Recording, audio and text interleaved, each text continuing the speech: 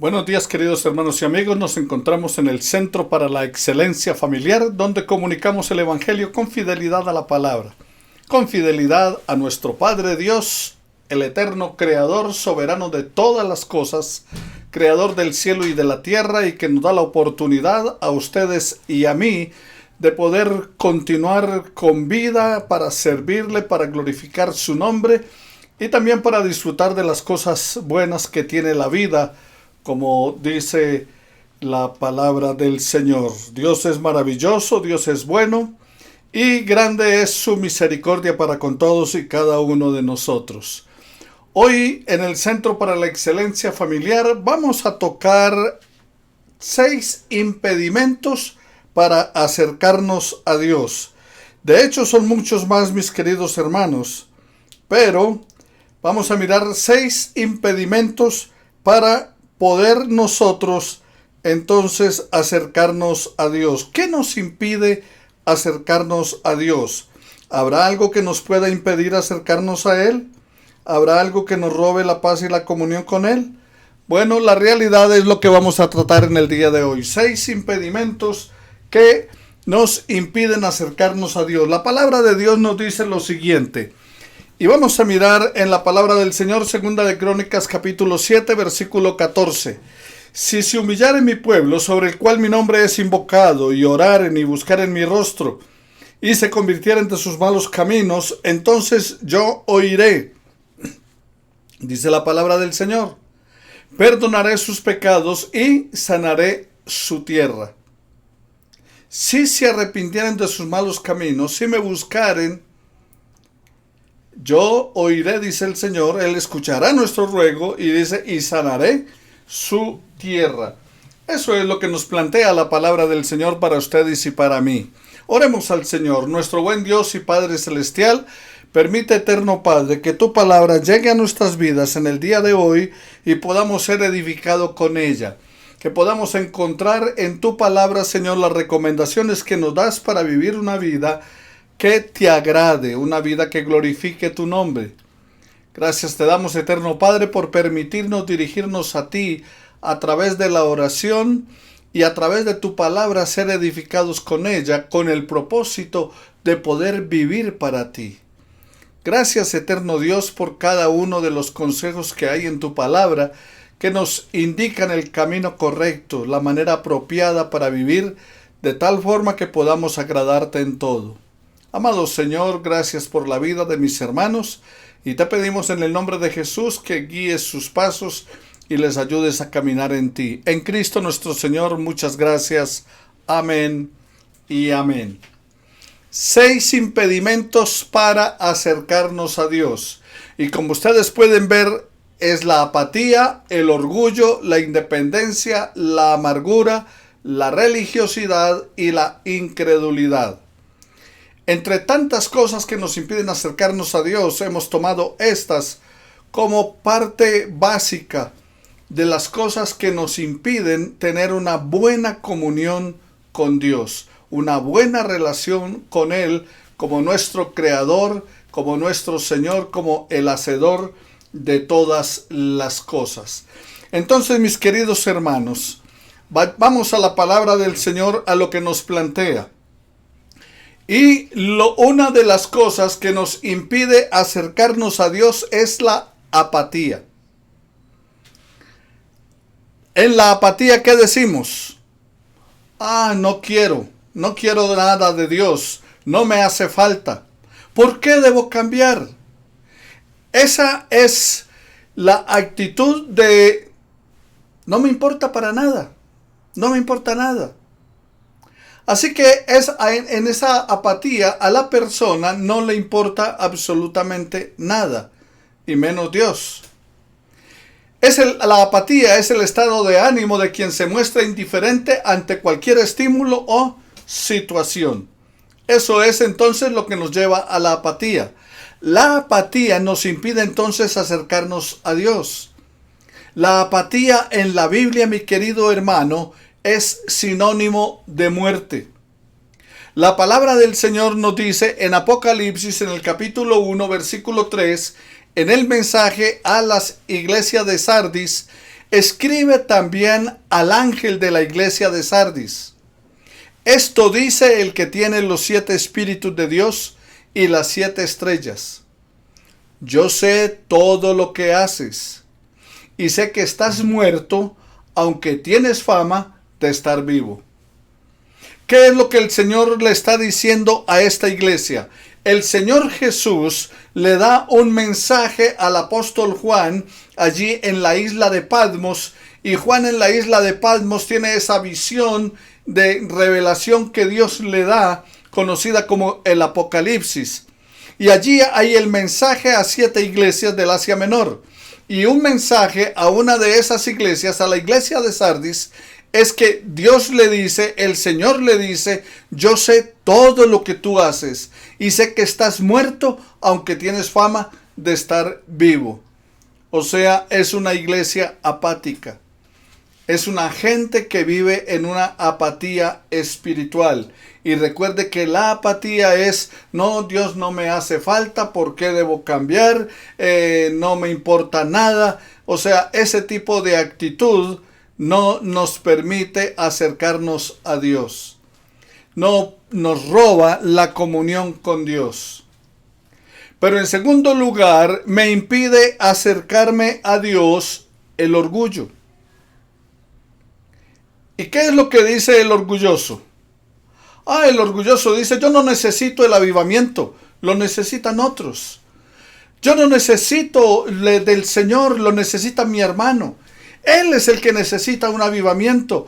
Él es el que necesita caminar con Dios de una manera más firme.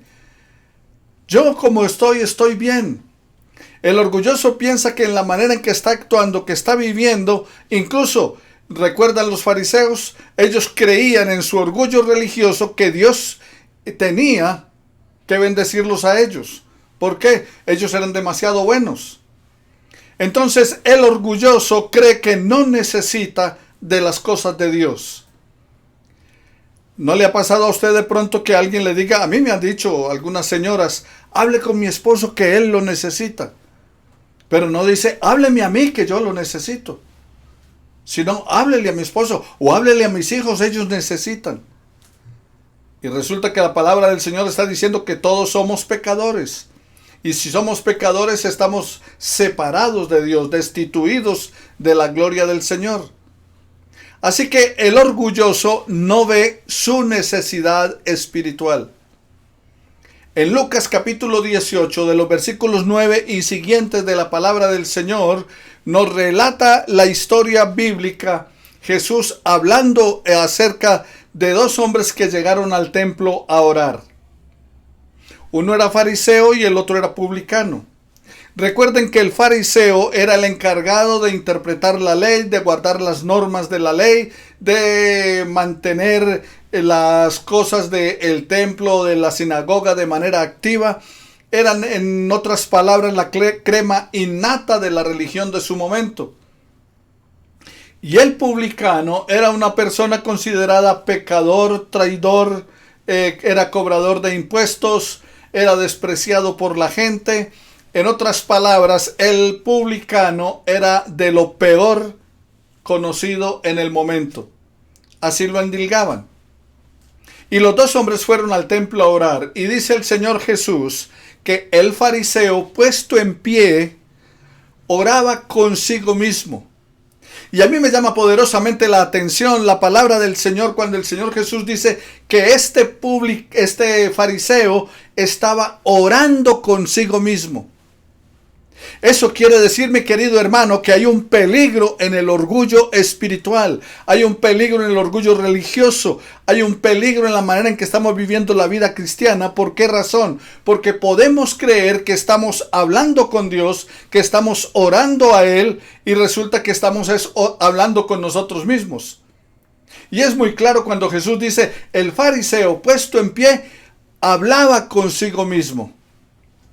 Y él creía que estaba orando a Dios. Pero Jesús dice, no, estaba hablando con él mismo. Y escuchen lo que dice. Este fariseo llega y dice allí en Lucas 18, 9 y siguientes, Señor, te doy gracias porque no soy como los demás hombres. Yo te doy gracias porque ayuno 2 veces por semana. Doy diezmos de todo lo que gano.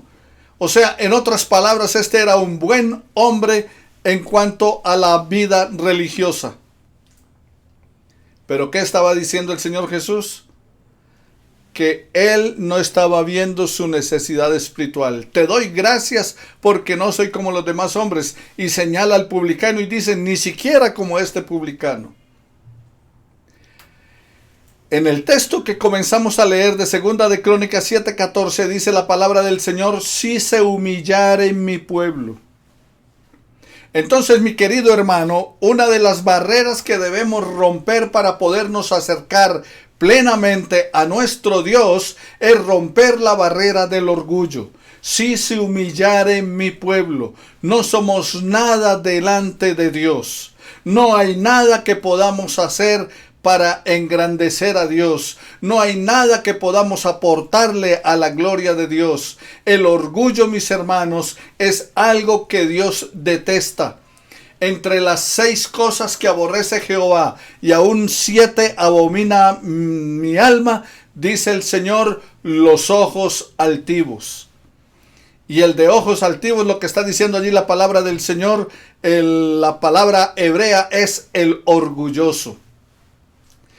Ahora, hay una diferencia entre la clase de orgullo que Dios odia, que está en Proverbios capítulo 8, versículo 13, y la clase de orgullo que sentimos, la clase de orgullo que nos da acerca de un trabajo que hemos realizado muy bien, como está en Gálatas 6:4, o ese tipo de orgullo que nosotros expresamos por el logro de un ser querido. Por ejemplo, cuando un hijo se gradúa de la universidad, y entonces nos sentimos orgullosos de ese hijo. Cuando logramos algo, una meta en el trabajo, entonces nos sentimos orgullosos de la tarea realizada. Esta semana terminé un diplomado durante toda la semana que tuve, y a pesar de estar en recuperación y todo lo demás, pude ganar el diplomado. Entonces, ¿eso me dio qué? Orgullo. Pero no es del orgullo, de la altivez que estamos hablando, que nos separa, que rompe la relación con Dios.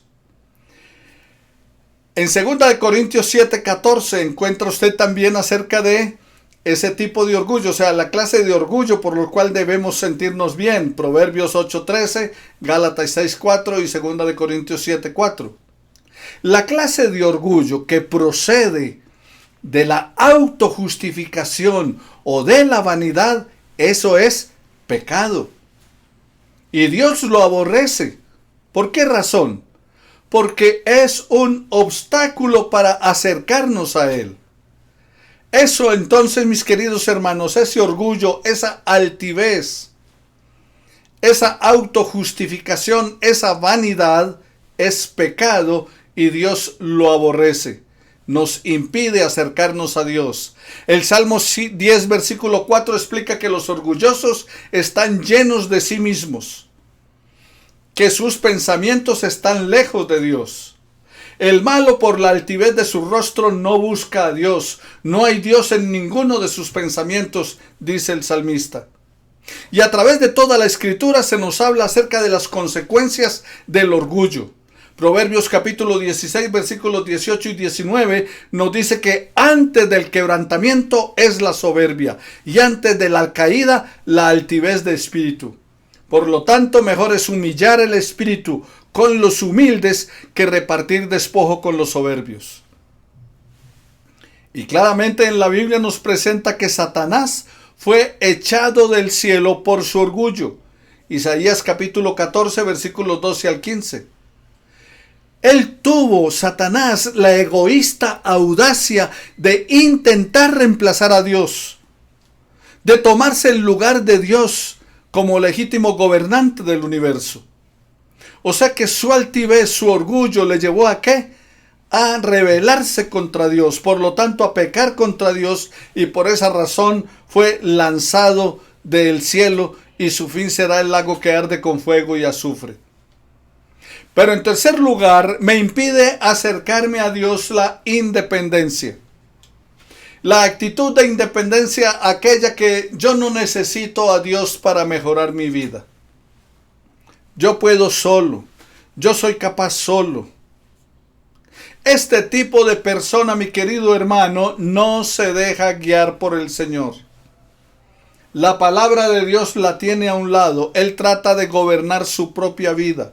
Él trata de manejar sus propias acciones. Cree que tiene el control de todas las cosas. Que Él se maneja a sí mismo. Es aquel que cree que tiene un vicio y cree que Él lo puede dejar cuando quiere. Es aquel que piensa que puede ordenar su vida como Él quiere y lograr el éxito y todo lo demás por su propio esfuerzo. Entonces no necesita a Dios. Pero la realidad es que usted y yo, mis hermanos, necesitamos seguir las pisadas del Señor y caminar con Él, siéndole fiel hasta el final de nuestros días. Dice entonces allí la palabra del Señor en 2 de Crónicas 7:14, donde estamos: y buscaren mi rostro. Si se humillare mi pueblo, o sea, abandonar el orgullo. Si buscaren mi rostro. O sea, no vivamos una vida independiente creyendo que podemos lograr todo, hacer todo, controlar y manejar la vida a nuestro antojo.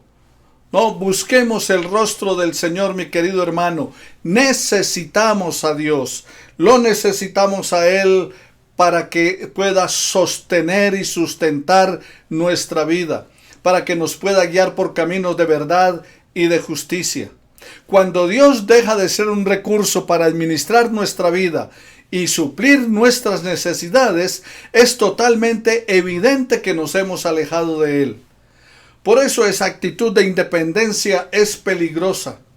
Satanás ha trabajado por años en el corazón del hombre para que el hombre viva una vida de total independencia en su relación con Dios. Que deje a Dios de lado, que usted puede, que usted es capaz, que usted lo va a lograr, que usted puede superarse a sí mismo. Y aunque hay cierta, entre comillas, verdad en que puedo hacer las cosas, que puedo superarme, que puedo luchar, siempre debemos depender de nuestro Dios. Como decía en el estudio bíblico, busquemos primero el reino de Dios y su perfecta justicia, y todas las demás cosas vendrán por añadidura. Él las acomodará en nuestra vida como debe ser. Mis queridos hermanos, necesitamos depender totalmente de Dios, porque Satanás sabe que cuando dependemos totalmente de Dios, sus planes van a ser totalmente destruidos. Debemos entonces entender que todo lo que nos separa de Dios solo viene para destruir nuestra vida. El sistema de este mundo nos quiere enseñar que podemos vivir en paz sin la ayuda de Dios, y está comprobado que no es posible. No hay paz para los impíos, dice la palabra del Señor. Se han firmado acuerdos de paz, se han hecho promesas de paz, se han hecho cantidad de cosas y la violencia sigue aumentando día tras día. ¿Por qué razón? Porque solo hay paz para los que conocen tu ley, dice la palabra del Señor. En su paz tendremos más paz. Entonces, este mundo nos quiere enseñar que podemos vivir en paz independientemente de Dios, sin su ayuda, sin caminar con Él, dejándolo a un lado y tratar de organizar nuestra vida a nuestra manera. Pero no podemos sin la ayuda de nuestro Dios. Mi paz os dejo, mi paz os doy, no como el mundo la da, yo os la doy, dijo el Señor Jesús. También, mi querido hermano, me impide acercarme a Dios la amargura. Dios no hizo lo que le pedí. Es el reclamo de algunos. Y si Dios no hizo lo que yo le pedí, ¿por qué debería importarme? Y si Dios me metió en este problema, si Dios me dejó caer en el sufrimiento, si Dios me quitó mi esposo, me quitó mi esposa, o me quitó mis hijos, o quitó mis hermanos o mis padres, ¿por qué razón debe importarme el caminar en Dios? Y así vamos permitiendo que la amargura se vaya apoderando de nuestra vida y la persona amargada no va a ver la bondad de Dios. Más bien va a culpar a Dios de su situación o va a culpar a los demás. Y querido hermano, recuerde algo, la amargura es contagiosa. Si usted camina mucho con una persona amargada, va a terminar contagiándose, porque a toda hora va a hacer quejas, a toda hora todo es malo, nada es bueno, nada sirve, es un pesimismo total. Por esa razón usted debe cuidarse. Como dice el proverbio popular, dime con quién andas y te diré quién eres. La amargura es contagiosa. La amargura no nos permite ver la bondad de Dios. La amargura está regularmente relacionada con lo que es la ira y el rencor. Ese que puede sentir una persona en su corazón. Vayamos al libro de Proverbios en el capítulo 12, versículo 15 de la palabra del Señor, que nos dice: mirad que nadie deje de alcanzar la gracia de Dios, de que ninguna raíz de amargura brotando cause dificultades y por ella muchos sean contaminados. Por eso era que les decía que la amargura es ¿qué? Contagiosa. Así como el COVID es contagioso, entonces la amargura es contagiosa. Mire lo que dice la palabra del Señor, que no dejemos que ninguna raíz de amargura brotando, por ella muchos sean contaminados. Así que mi querido hermano, le invito a que detecte la amargura y la arranque a tiempo. No deje que eche raíz en su mente y en su corazón. Cortemos la raíz de amargura de nuestra vida. Es la recomendación que nos está haciendo el autor de los Hebreos. Y también, mis hermanos, otra de las cosas que me impide acercarme a Dios es la religiosidad. Porque algunos piensan que porque tienen una buena religión, caminan en una buena religión, porque tienen la Biblia o hasta varias versiones de la Biblia, ya están bien. No, sí, yo me sé la Biblia, yo conozco la palabra. Es más, incluso hasta tengo la Biblia en la sala de mi casa abierta, en el Salmo 91. Yo tengo una buena relación con Dios, es lo que cree el religioso. Estoy en la iglesia con frecuencia. Y me porto a la altura, o sea, soy una buena persona. Soy hijo de Dios. Y por lo tanto, Él debe responderme. Esa era la actitud de los fariseos, que creían que porque ellos eran tan buenos, Dios ni siquiera tenía que responderles. Tenía que estar con ellos. La falsa religiosidad es la enfermedad de la que todos debemos huir. Porque podemos caer en la equivocación de pensar que porque somos religiosos, que porque estamos en la iglesia, ya estamos bien con Dios. Recuerde que Caín y Abel fueron ambos a orar al Señor. Ambos fueron a llevar ofrendas a Dios. Pero solo a Dios le agradó la ofrenda de Abel y no la de Caín. La religión falsa es como el dinero falso. El dinero falso parece de verdad, pero no vale nada. Es falso. Y así es la religión falsa. Es como el dinero falso. Una religión falsa no sirve para nada. Una vida espiritual falsa es vacía, es vana, no agrada a Dios, no te acerca a Dios. Es más, puede traernos muchos problemas. ¿Sabes por qué? Porque nos puede desviar de la verdad. La falsa religiosidad no puede agradar a Dios, a ese Dios de la verdad. En 2 de Timoteo, en el capítulo 3, en el versículo 1 y siguiente de la palabra del Señor, dice que en los postreros tiempos habrá hombres amadores de sí mismos, avaros, vanagloriosos.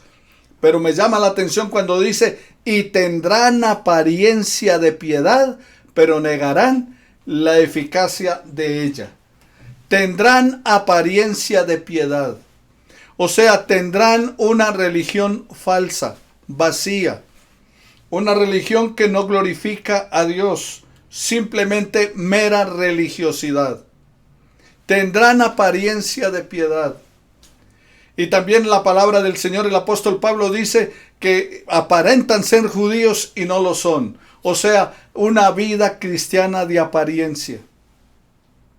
Y querido hermano, a Dios no podemos impresionarlo. En el capítulo 10 del libro de los Hebreos, en el versículo 21 al 23 de la palabra del Señor, nos habla acerca de cómo debemos acercarnos a Dios. Y una de las cosas que pide allí para acercarnos a Dios, dice, acercaos con corazón sincero, en plena certidumbre de fe. Corazón sincero, plena certidumbre de fe. Entonces, eso es lo que se requiere. La religiosidad me impide acercarme a Dios, porque simplemente estaré teniendo algunas liturgias, algunos actos religiosos, pero no estoy conectado con Dios, no estoy caminando con Él. Simplemente tendré una apariencia de piedad, pero negaré la eficacia de ella. La religión no puede, por medio de sus normas y sus legalismos, tratar con la parte interna del ser humano. La religión no te cambia. La religión no hace la obra en tu vida. La religión no te salva.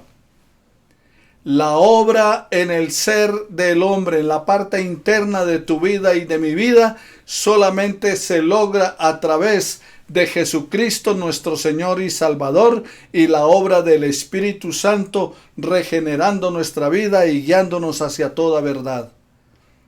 Por eso te reitero, la religiosidad, la religión no puede, por medio de sus normas y sus legalismos, tratar con la parte interna de tu ser.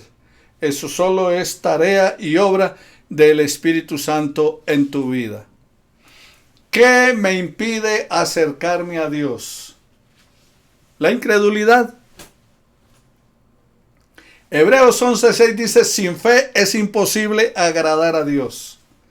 Y volvemos a 2 de Crónicas 7:14, que es el texto que hemos tomado como base. Si se humillare mi pueblo sobre el cual mi nombre es invocado, dejar el orgullo. Si oraren, buscar la presencia de Dios.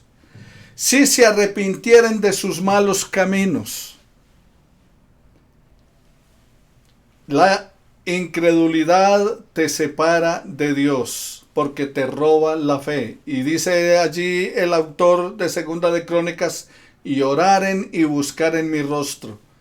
Si oran y buscan el rostro del Señor es porque creen en Él.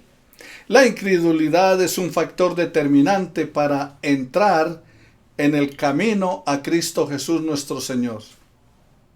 La conexión que tiene la voluntad del hombre con el conocimiento del bien y del mal es un obstáculo muy fuerte que cada vez nosotros tenemos que escoger en creer que las cosas provienen de Dios o que no vienen de Él.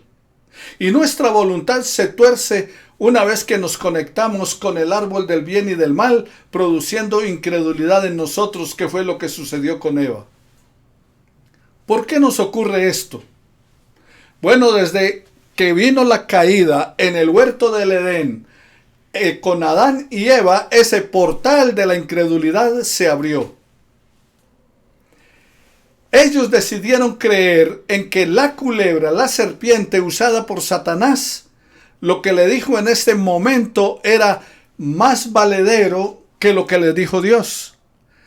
Que la verdad la tenía era la serpiente y no Dios. Cuando Dios les dijo, ustedes van a morir si comen de ese árbol, y la serpiente les dice, no, ustedes no van a morir, van a ser como Dios. Entonces vino la incredulidad. No le creyeron a Dios.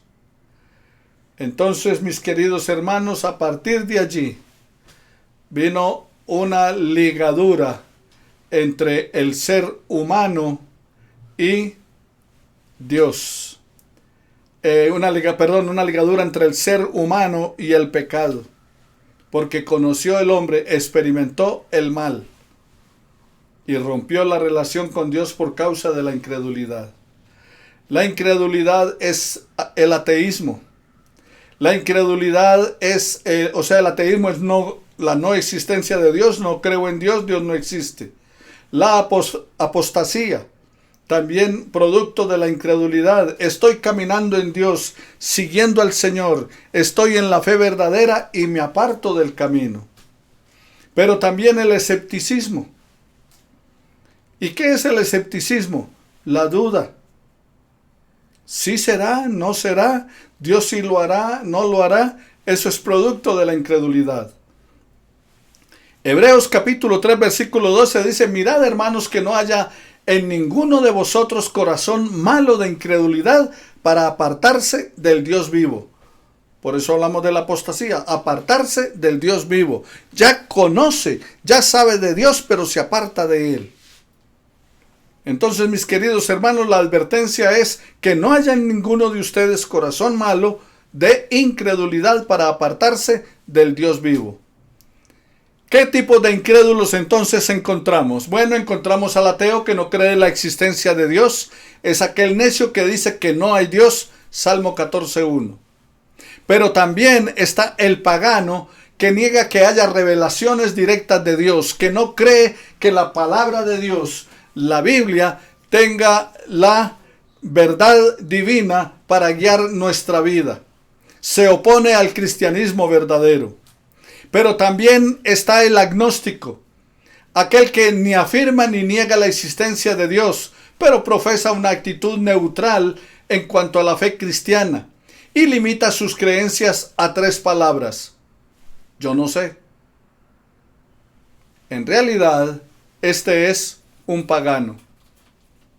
Por lo tanto, mis hermanos, estos son tipos de incrédulos. Pero otro es el filósofo que se toma la libertad de formar sus propias opiniones a pesar de lo que dice la palabra de Dios, la Biblia. Así que rechaza la autoridad de las Sagradas Escrituras. Pero también está el modernista que trata de explicar la doctrina cristiana desde el punto de vista de las creencias y los conceptos modernos. O sea, de acuerdo a lo que vive la cultura y dice la cultura, entonces él trata de explicar el cristianismo de esa manera.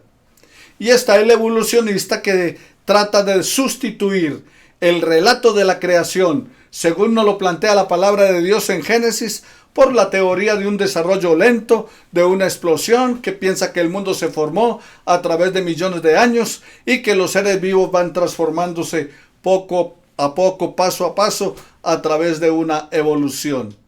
Todos estos que he mencionado son incrédulos. ¿Qué nos hace vulnerables a la incredulidad? Codiciar el pecado, los intereses propios, el engaño.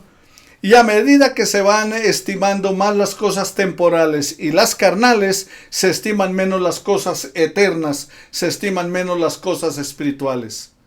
Esa es la razón por la cual los hombres terminan rechazando a Dios y desconfiando de que Jesucristo sea el Señor y Salvador, y siguen siendo engañados creyendo que en el mundo han encontrado algo mejor. Así que, mis queridos hermanos, la incredulidad afecta nuestra relación con Dios. ¿Qué cosas entonces afectan nuestra relación con Dios? Nos impiden acercarnos a Dios. La incredulidad. La palabra del Señor dice que al que cree todo le es posible, pero también la religiosidad. No te engañes pensando que porque vas a la iglesia, eres de la iglesia o tienes una Biblia, ya tu vida espiritual está marchando bien con Dios. Pero también la amargura. No dejes que la amargura, que el dolor, el resentimiento, que la molestia por las cosas que te suceden no tan buenas, te robe la paz con el Señor. No culpes a Dios ni culpes a otros de la situación.